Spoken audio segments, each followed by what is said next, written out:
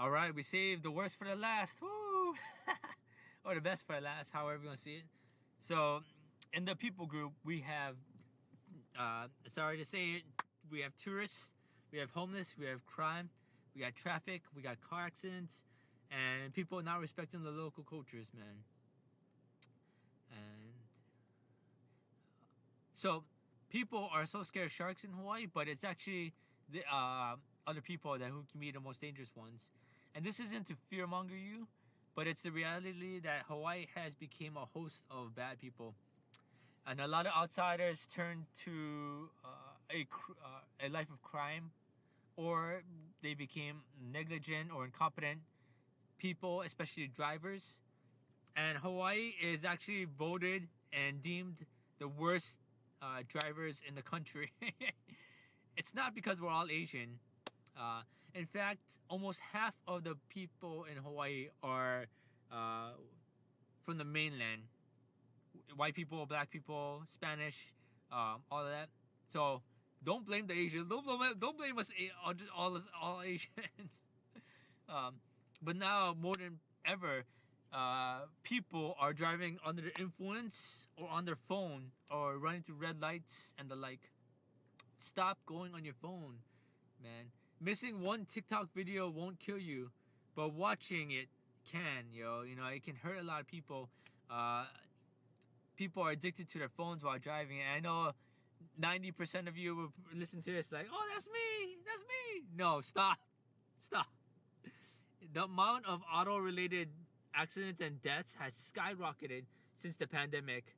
I think it was like 10 times the amount since the pandemic. Sorry, before the pandemic.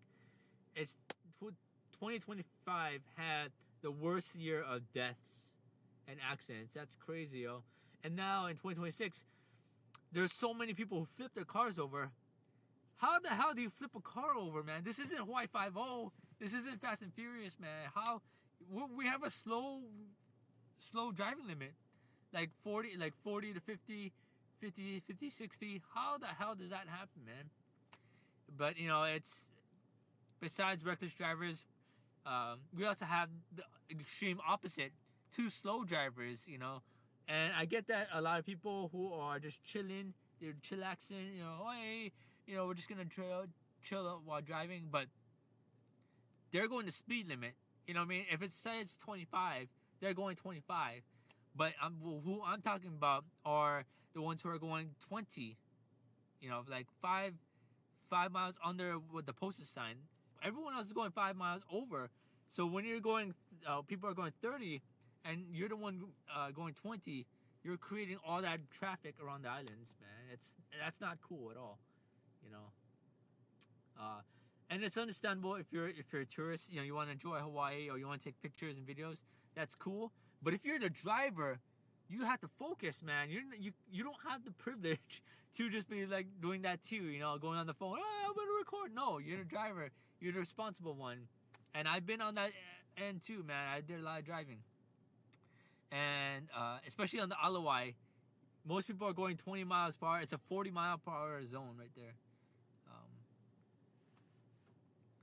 But anyways, coming to a lot of mainlanders who moved to Hawaii, and I'm talking to you guys because I care about you guys. I really do. And the thing is that you cannot live in Hawaii living like you're on the mainland. You have to change. Like I said before in other videos, you cannot treat Hawaii like it's a playground, like most Americans I see do.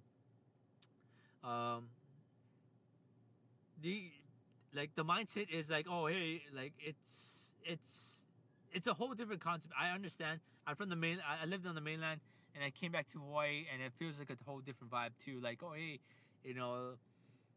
Whatever, like it feels kind of like Vegas in a sense, or I can do whatever I want, but that's not the case here in Hawaii. And that's why a lot of Hawaiians and locals dislike tourists, because even I do. There's too many tourists who jump right in front of my car in Waikiki and make me slam on my brakes, and all they did was give me that LA greeting. That New York greeting, man. Whoo! One kid even tried to intimidate me. Like he went, like he was like that. But he weighed like 80 pounds against my 3-ton SUV, my 3,000-pound SUV going 30 miles per hour. Who will win, man? Him or my car? Dude, stop jumping in front of cars, man. But talking about Waikiki, I know you've noticed that it's ruined by all the homeless people there. Before the pandemic, we had about 1,500 homeless people. But after the pandemic, it shot it up to 10,000 people. And I'm sorry, man. That's out of my control. I wish I could help that too. But it was all the other states that thought they could just dump them in here and in California and Washington and Portland. You know, those people are like, those states were like, oh, hey, that's not my problem. Bitch, it was your problem. You're just shedding all over all other states. You know, take responsibility for your people, your citizens. But also, a lot of them choose to be homeless as well, or they suffer from mental health disorders, mental health illness. But most of them do not belong in Hawaii, and they do not get the care they deserve here in Hawaii. They can't.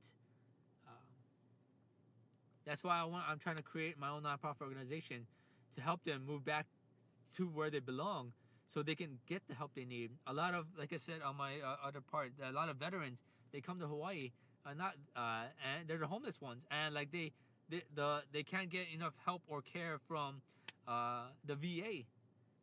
But go back home, go back to your friends and family. They can take care of you. You know, I was, like I said, I was homeless too, and coming back from California to Hawaii, I felt like I was at home again. I felt like I was at peace.